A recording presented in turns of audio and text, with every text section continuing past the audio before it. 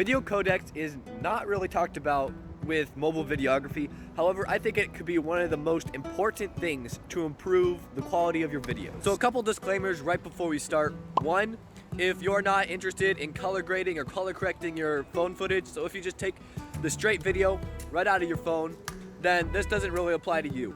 Also, I am using a Samsung Galaxy, so I'm assuming that iPhones would work the same. All newer phones kind of have these same settings, but if they don't, I'm not sure about that. So with that being said, let's get into it. So now we're in DaVinci Resolve, and I have gone ahead and taken 3 different videos using 3 different codecs of basically the same area. The first one here is H.265, and you'll find that in your phone as HEVC, which stands for High Efficiency Video Codec. The center one is HDR10+, which I'll get to in a second. And the last one is H.264, not to be confused with H.265. And this would be the normal video format that your phone will normally record in. So why would you want to record in one format rather than another? So H.264 video has an 8-bit color depth, while these two over here have a 10-bit color depth. And you might be thinking, man, that doesn't seem like a big difference. But it actually is. For 8-bit, there's basically a total of 17 million possible colors that you can actually get from that, and it seems like a high amount. However, you could come across problems in the future like banding or other sorts of problems like that from not having enough colors to work with. 10-bit color is a lot better because there is a total of over 1 billion colors. So basically, this gives you a lot more room to mess with the colors and to change it how you want it. One thing I found interesting about the HDR10+ is when we go into the file and look at the codec, it actually says H.265, which is actually basically the same thing as this one right here.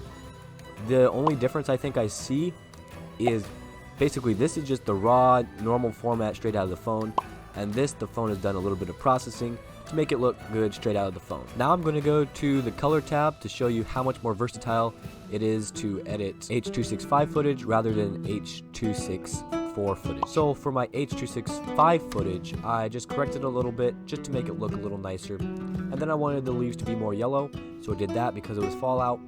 And then I copied and pasted this exact same color grade into my H.264 footage, which is just the normal phone footage. And be prepared because this looks horrible. So this is just correcting it, and then this is making the leaves just yellow, and this looks horrible. And one thing I like to do, zoom up, find some shadows like this, and then if we switch back and forth, you can see how much more detail we have in there rather than our normal phone footage that we corrected, because we have a lot more information to work with in H.265 rather than H.264. So to summarize everything up as concisely as possible, if you are looking to color grade your footage, then definitely use H.265 footage.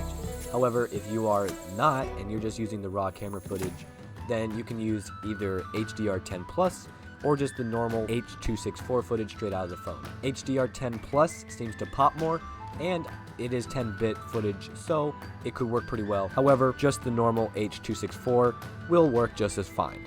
Anyway, thank you so much for watching. I hope you enjoyed. This video was pretty hard to make because I couldn't find any YouTube videos or websites explaining this sort of thing. So if you found this helpful, then maybe subscribe and share with someone else that you might think that it could help. Maybe. Well, anyway, thank you so much for watching, and I'll see you later.